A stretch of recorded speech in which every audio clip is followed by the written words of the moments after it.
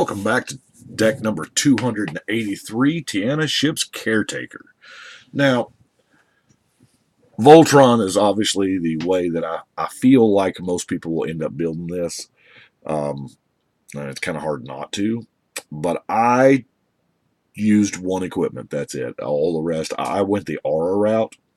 Because there's a lot of red auras that just, I feel like don't see enough play. And I figured that would be the more unusual thing to do. And y'all know me, I'm always looking for something different. So, yeah, you can return it to the battlefield at the beginning of, so that's cool. That will come into, I guess first let's get to the auras. And the cards that I feel like would work the absolute best, way back we had, when Mirage came out, we called them Insta-Chantments. They're auras that you can play as an instant, but they die at the end of turn. So, Word of Light, you can just keep choosing. Now, with Tiana, the magic there is, of course, it dies at the end of turn and goes back to your hand because it was, yeah. So, there's a few of those. There's not a lot, but Word of Lights is particularly good. Shield of Duty and Reason is awesome for 1 mana. For the it's about the only one that we could use because the others, you don't want them to give red or white. So, Sage's Reverie. Draw a card for each aura you control. Hey, and it gets +1 for each aura. So, it really helps. Brand of Ill Omen. Now, Brand of Ill Omen on the reserve list. Horrible writing there. I had a bad Sharpie. But, by the way, that's on the perfect fit, not on the card. Now, obviously you put this on an opponent's creature and you have to pay that upkeep, but when you can't pay the upkeep and it dies, or maybe you don't want to pay the upkeep because that person's no longer a threat to you and you need to do it somewhere else, hey, Brand of Ill Omen is the right aura for the job. Prophetic Ravings. Draw and discard. That may be a thing. Curses. Holy Mantle. Like, a lot of these are just not like awesome ball-in enchantments by themselves, but the fact that, if they can keep coming back, protection from creatures is awesome. Unquestioned Authority is also another good one that I'm out of. But Curse of the Stalk Prey. Now, I really like Choking Restraints as well because it gives you a way in its own card to, it's permanent removal. So you choke something, you spend the mana, you exile the creature. Choking Restraints goes back to your hand, thanks to Tiana.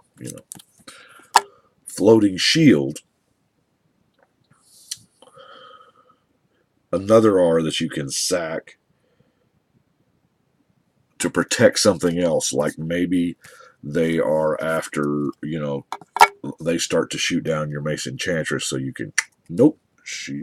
Of course, we're running Battle Mastery because why not?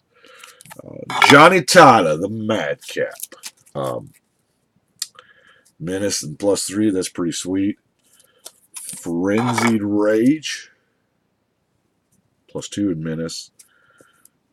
Curse of Vitality. Sea Red. I kind of like that. I like the name. And the fact that, the eyes are red in the picture. Soul Tithe. So here again, they've got to pay to keep it, and they're just like, fine, I won't pay, and it dies. Well, I get Soul Tithe back, and you're just going to have to keep dealing with it. Now, Call the Full Moon. +3 and Trample for 2 is not bad. And, yeah, it's going to sacrifice itself eventually, and then you're just going to get it right back. Inferno Fist. You can sack it to shock. On Sarah's Wings, just a good...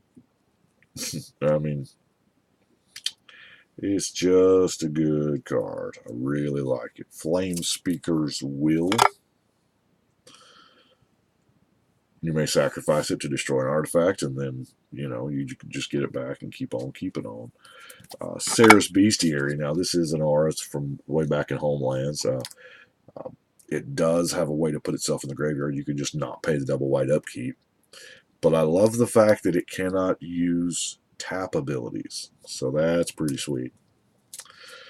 Then, of course, we have the cycle of Umbras. We have Hyena,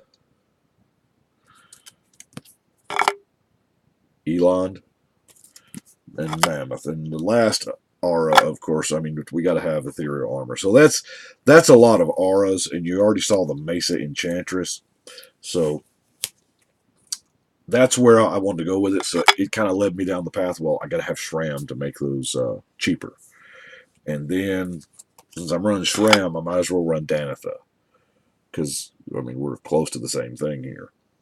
And then, Aratog is going to help me get some into the graveyard if I need to. If I need to recast to draw cards, or if I need to recast to, well, mainly draw cards. And it kind of provides a big beater if you just absolutely necessary. The Umbra Mystic, all your auras have totem armor, is what that one is. So let's look at some ramp, by the way.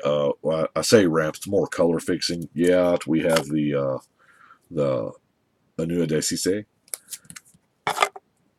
and just the 3 rocks to go with that.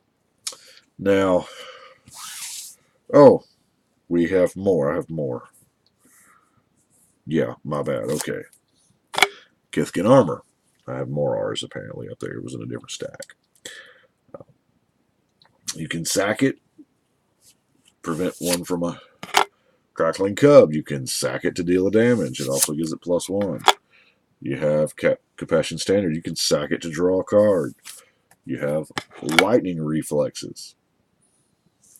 That's the red enchantment. And then we have the Ordeals.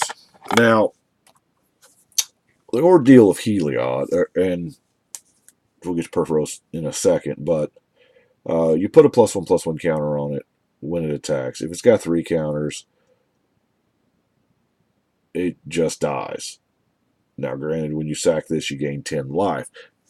Interestingly enough, you don't have to sack this in that manner. You can sack it to the Aratog to gain your 10 life as well and get it back, and, you know, have you kind of a life gain engine going there. It does cost some mana, but, you know, 10 life is, wow. But the second time you would play this on your general, I mean, assumingly you already have 3 +1/+1 counters on it. So you're just going to cast it on your general. It's going to get a counter, and then it's going to die. So it's only a 1-turn use then. And then you're just going to keep gaining that 10 life and keep getting 1 counter on your general. That's the Heliod, of course. The Ordeal of Perforos is 3 damage. So you bolt something. It's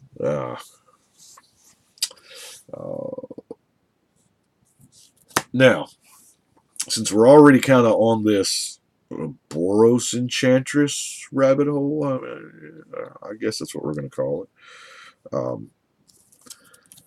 I said, well, open the armory. I need to open the armory to go if I just got to have the double strike one, or if I got to have one of those. Well, open the armory. We'll tutor that joker up. Helm of the Gods is the only equipment in the deck because it just ties in so nicely. I mean, it really does. And I was like, well, you know, I'm casting a whole lot of auras, and some of those auras I'm casting over and over again. So putting a +1/+1 counter on your team seems pretty neat. Kind of works well with the Ordeals. It helps you get to sacrifice them earlier. Wow, it's like, I'm talking about sacrificing in this deck. It's a bonus. Yeah. It's not like something we have to do. Sphere of Safety, because, I mean, we're already playing with a ton of enchantments, so we can kind of 1-card pillow fort ourselves here. Now, Sigarda's Aid is it's gonna let us get there with some flash, so that's really neat. Now,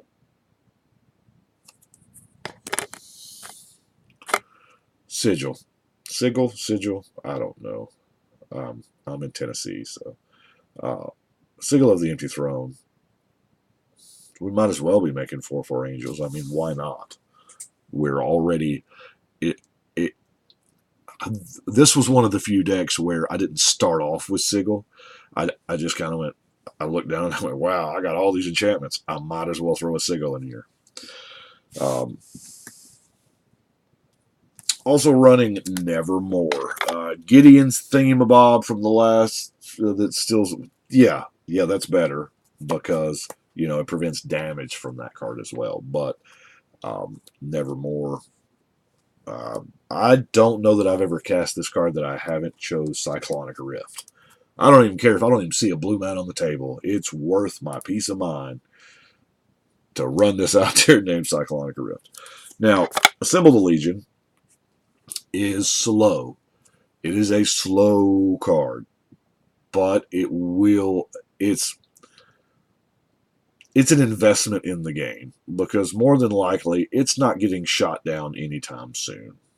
I mean, you get a 1/1 and then but 5 and 6 turns go by and this starts generating an army or a legion, I dare say. It's pretty neat. Of course, I'm running Boros Charm because I can. I love Boros Charm. If I can cast it, if it's legal in the deck, I'm going to run it. Because, I mean, wow. It's, in my opinion, the best charm they've ever made. Most charms, you get one good, one playable, and one conditional ability. This one, you are just, I mean, all three of these abilities are like, wow, okay. I'll take that. Of course, I have Planar Outburst and Hostility as my mass removal. Now let's look at spot removal. No surprise here. We're going to go the enchantment route there as well. Seal Away and Oblivion Ring and Cast Out. Ixalan's Binding. Now, really like the Faith Unbroken because, I mean, it does double duty here. The +2, it's an enchantment. It O-rings a dude. I mean, there's not a lot about this card I don't like in this deck. I mean, it's 4 mana is a little much, but that +2 is what's going to offset that.